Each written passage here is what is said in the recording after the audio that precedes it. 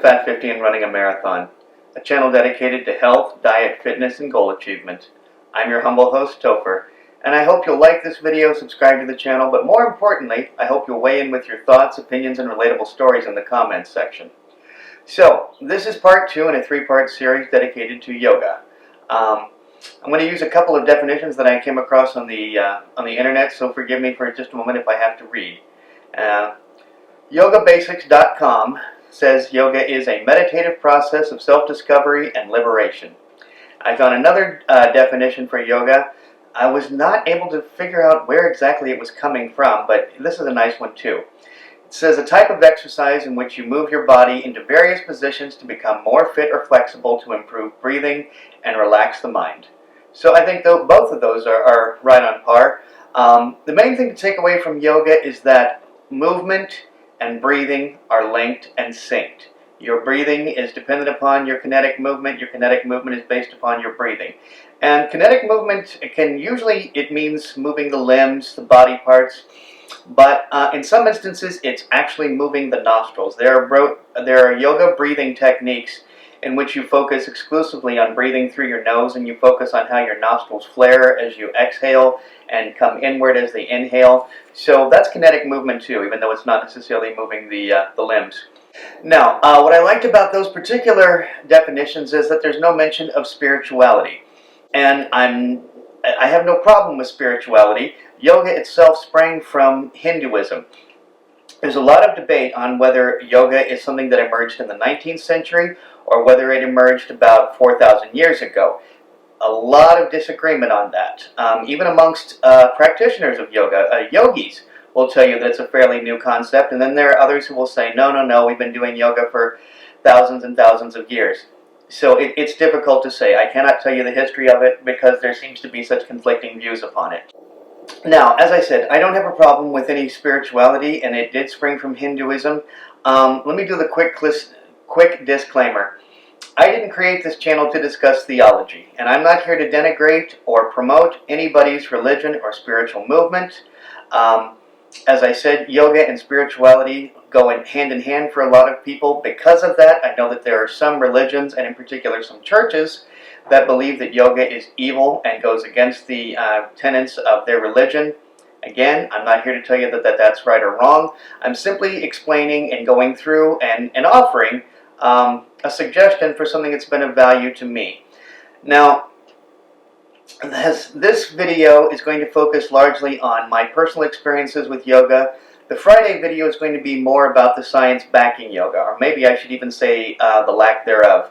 I've had a lot of difficulty finding a lot of scientific studies regarding yoga, but we'll get to that more on Friday. It's been more than 10 years ago actually, I was getting ready to pull out into traffic from my apartment complex, and I wanted to turn left to look at the oncoming traffic, and I couldn't.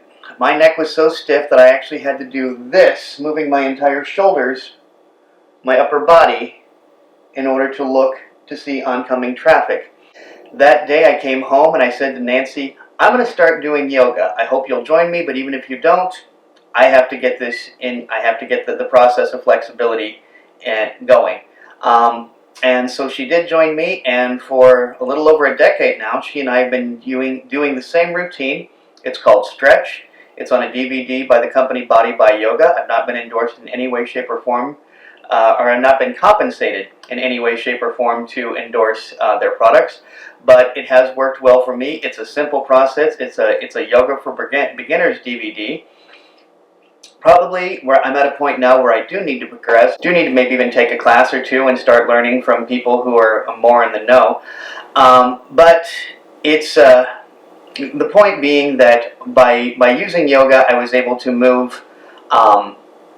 I was able to move more freely, and I was able to turn my neck at the very least. Now, another thing that yoga has helped me greatly with is strengthening my lungs. By syncing my breath and my movement, it has made my lungs stronger. And I have always had shallow breath. Remember when you were kids and in the swimming pool, and everybody would try to see who could hold their who could hold their breath underwater the longest? I was the one who was always up first. Always. I always lost, always the loser. It didn't matter how big or small the group was. I was always the one at the top. I've just always had shallow breath. And while I can't claim that I have particularly strong breath at this particular point in my life, I can say that I can go up a flight of stairs without all the heavy breathing that I used to do. I have just stronger lungs and stronger breath control. Now, after a decade of using yoga, I can say safely that Nancee and I can get up off the floor. No, I shouldn't say with no problem, but easier. I'm 50, she's older, and for people in our 50s, I'd say we actually do quite well getting up off the floor. Just a few minor grunts, no major cracks or stiffness. And if I go, let's say, a week, sometimes I've gone as many as 2 weeks without doing yoga, I really start to feel it. I feel it in my lower back, I feel the pain in my neck, I feel the pain in my joints, and I guess that kind of suggests that I'm going to be doing yoga for the rest of my life. But you know what? That's okay, because you're never really supposed to stop exercising no matter how old you get. And if I have a routine that I can use right up to my dying day, hopefully that's many, many years from now, then I think I'm actually well set. So that's my personal experiences with yoga. If you want to look into yoga, just about every city out there has got yoga classes, sometimes even in the park, depending upon where you live. So I would strongly recommend, if you're thinking about the need for flexibility, strengthening, because there's actually yoga's routines that are specifically designed to build muscle mass.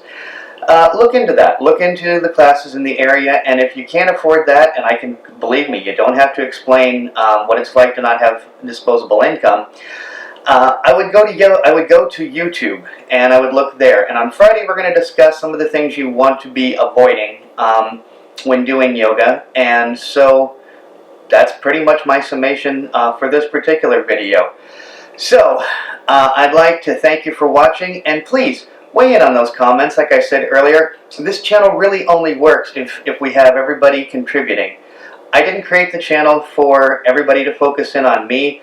I'm just a starting point. I'm just an anchor. This is supposed to be a forum for everybody to discuss issues and help each other. So until next time, remember, only by taking care of ourselves first, are we capable of taking care of others. Topher.